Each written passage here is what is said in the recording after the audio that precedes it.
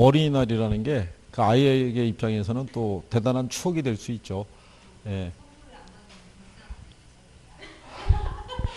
요즘 아이들이 원체 애들이 똘똘하고 그래가지고 의사표시도 확실하고 필요한 거 정확하게 얘기하고 뭐 그런 거죠. 예. 자, 거기 541페이지에 있는 감정평가 규칙상의 용어 있죠. 예, 용어는 기본적으로 별표는 하셔야 돼요. 예, 이 용어는 항상 읽으시면서 이게 숙지가 될 수 있도록 하셔야 돼요. 이게 우리 뒤에 부록에도 있거든요.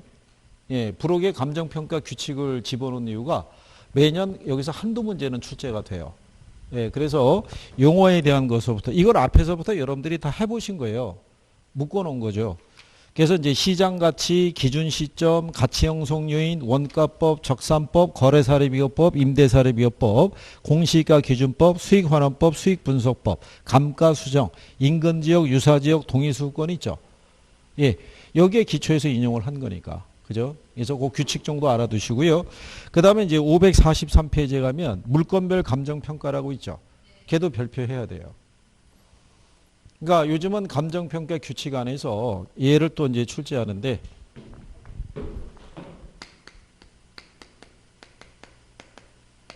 이것도 감정평가 규칙에 있는 거예요.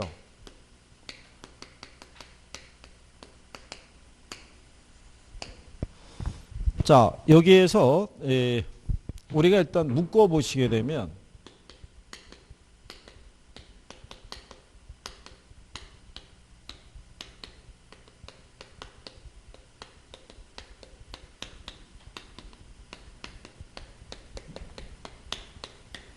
예, 이게 우리가 지난번에 이렇게도 해드린 것 같은데 여기 선원 아시죠? 배 타는 사람. 그죠? 예.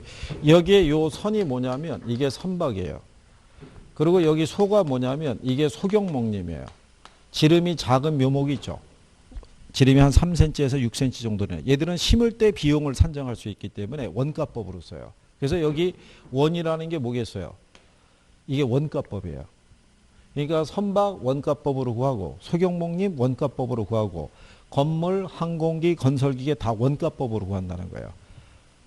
이게 원가법에 대한 거 이해하시겠나요? 네. 그 다음에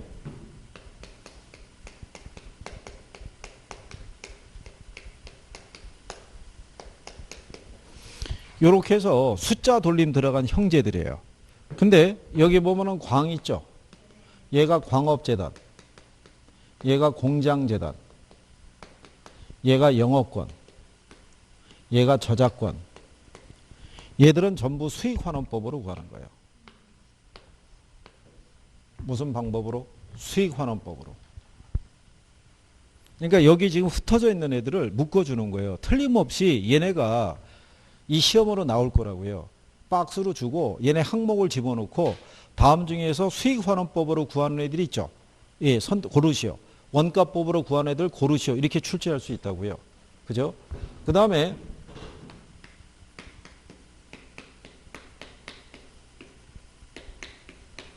여기 보면은 표현을 이렇게 해서 그러는데 이 저가 뭐냐면 이게 자예요.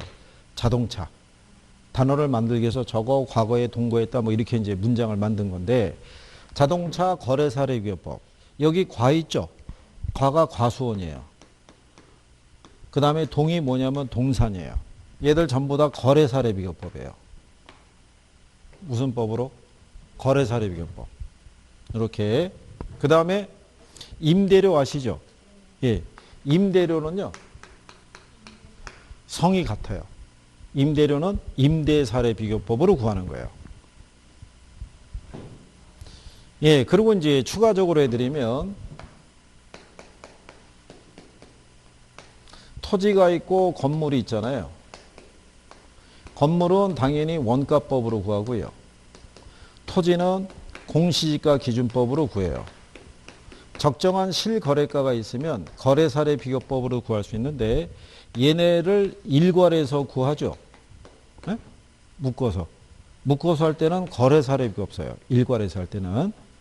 그럼 왜 거래사례비교법 구하냐면 이렇게 토지하고 건물이 결합되어 있을 때 토지 따로 건물 따로 거래하는 사례는 구하기 힘들어요.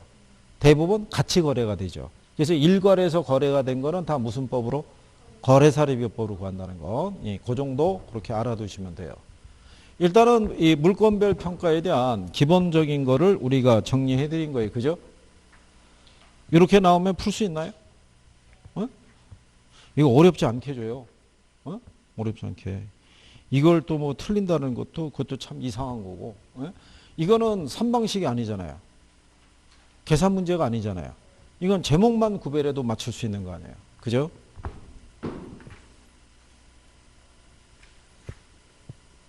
이따가 오후에 저기 기출문제 하게 될 때 그때 한번 쭉 한번 확인해 보면은 이렇게 간단하게 나오나? 이런 생각이 들 정도예요.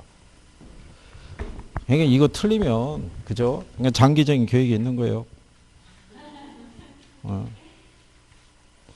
그 다음에 이제 563페이지 가시면 부동산 가격 공시 제도라고 있죠. 그죠? 예. 요거 조금 해드리고 보내드릴 거예요. 그죠? 아들에게 카톡을 보내주세요. 곧 출발한단다. 이렇게.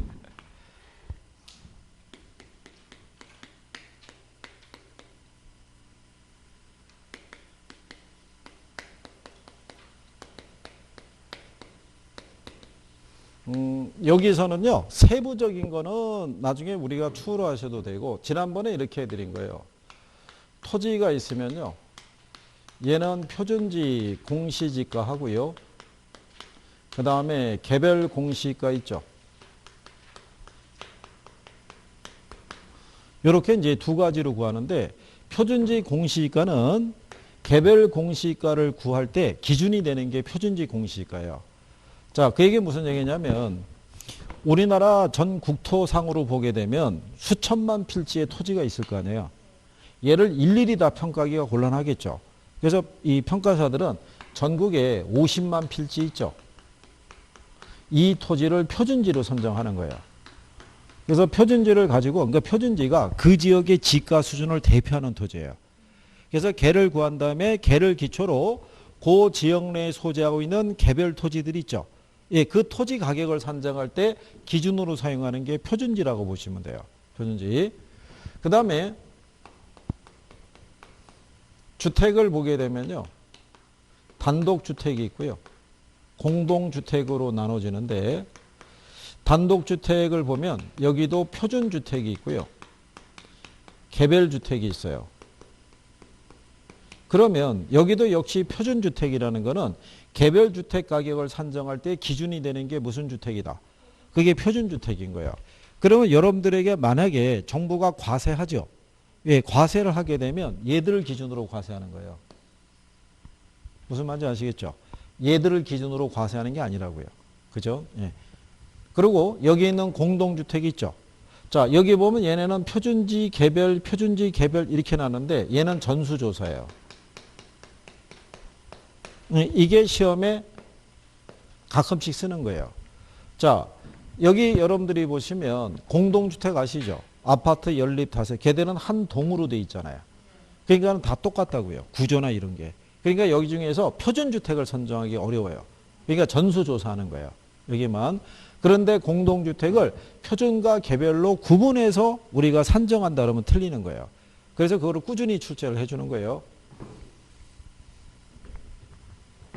지금은 이것도 이원화되어 있어요. 토지는 감정평가업자들이 산정하고요. 이거는 감정원에서 산정해요. 원래는 이게 평가업자들이 다 했었는데 감정원이 법을 시행령 바꿔서 자기들이 가져가 버린 거죠. 이제 여기 보시면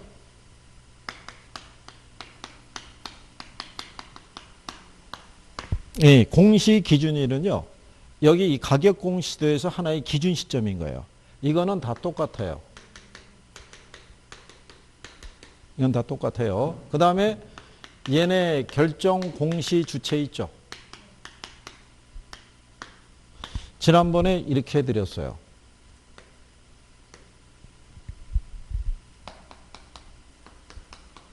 이게 국시, 국이라고 해놨죠. 이 국이 국장이에요. 국토교통부 장관. 네. 그리고 여기 시 있죠. 이건 시장군수구청장인데 여기 보시면 개에 들어간 애들 있죠. 개만 시예요. 요게 시험에 인용을 해줘요.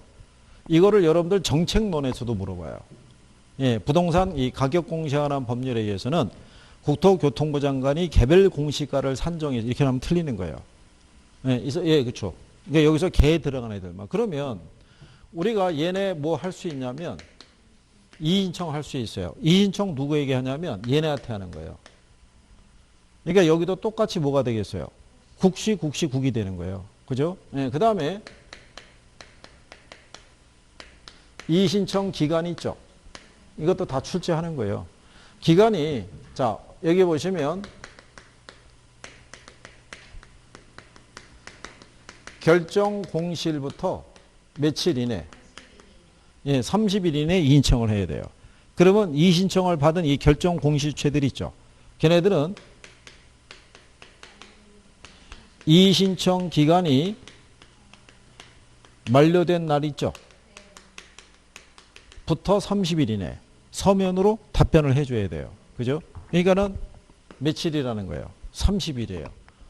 이것도 60일이라고 출제한 적도 있고요. 예, 이거를 섞어서 주기도 하고 그래요. 이게 가장 기본적인 거예요. 이건.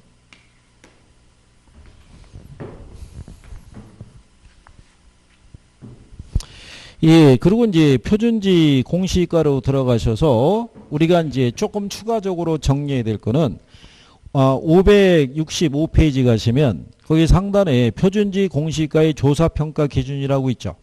예.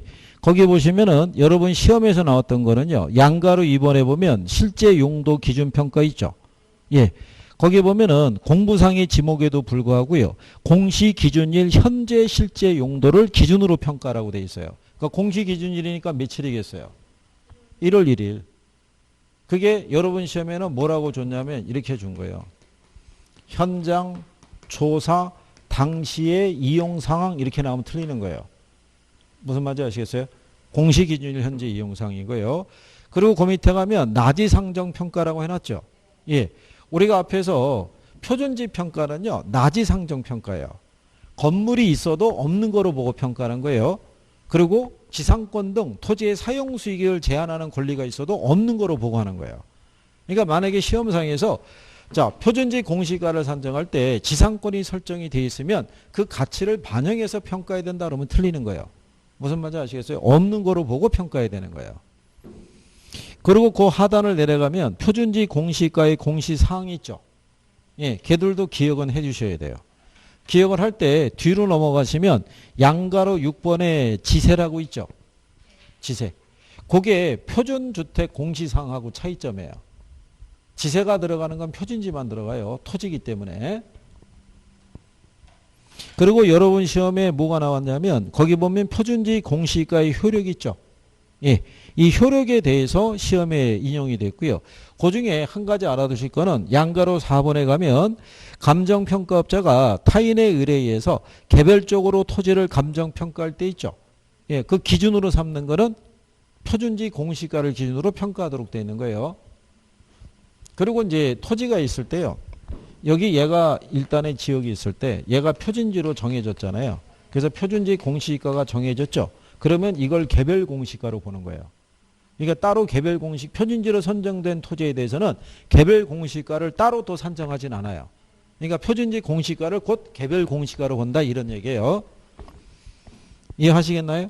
예, 그래서 이제 그 내용 정도 알아두시면 되겠고요. 그래서 그게 그 567페이지로 가시면요. 거기 개별 공시가가 있고 거기 2번을 보시게 되면 개별 공시가의 결정 공시가 불필요한 경우 있죠. 찾으셨나요? 567페이지에. 거기 보면 양가로 1번에 표준지로 선정된 토지 있죠. 당해 토지의 공시가를 개별 공시가로 본다. 이렇게 해놨잖아요. 무슨 말인지 아시겠죠?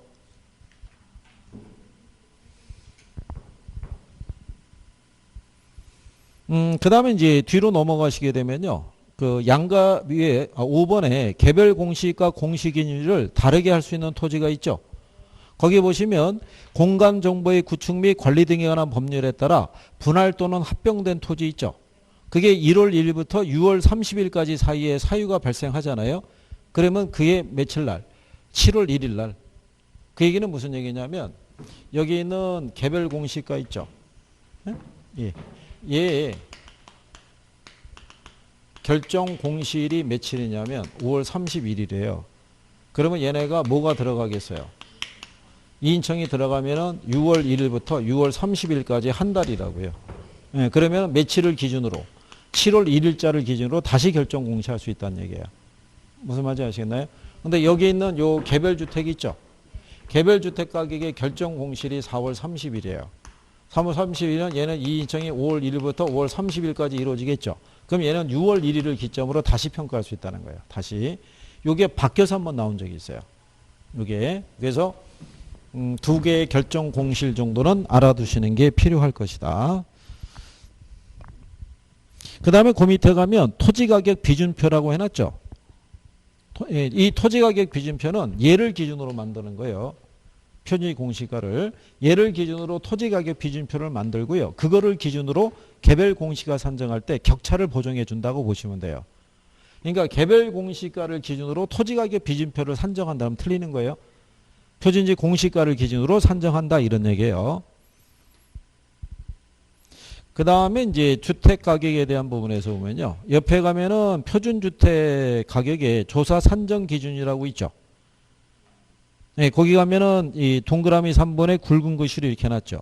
표준주택의 전세권 또는 그 밖의 단독주택의 그 사용수익을 제한하는 권리가 설정되어 있을 때는 그 권리가 존재하지 않는 거로 보고 평가해야 된다고 해놨죠. 그거는 얘도 똑같아요. 공동주택도.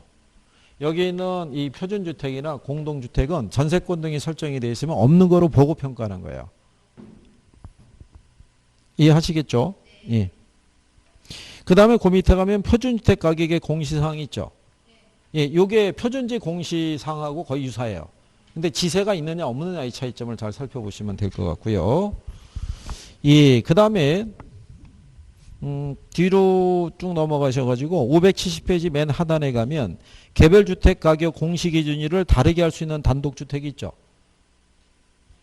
네, 그래서 옆 페이지에 가면 그 위에 굵은 글씨로 해놨죠.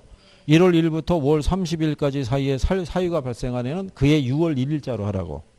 예, 그거 구별하시면 되겠고. 그 다음에 이제 공동주택 가격에 대한 부분은요. 거기 뒤로 572페이지 가시면 거기 해놨어요.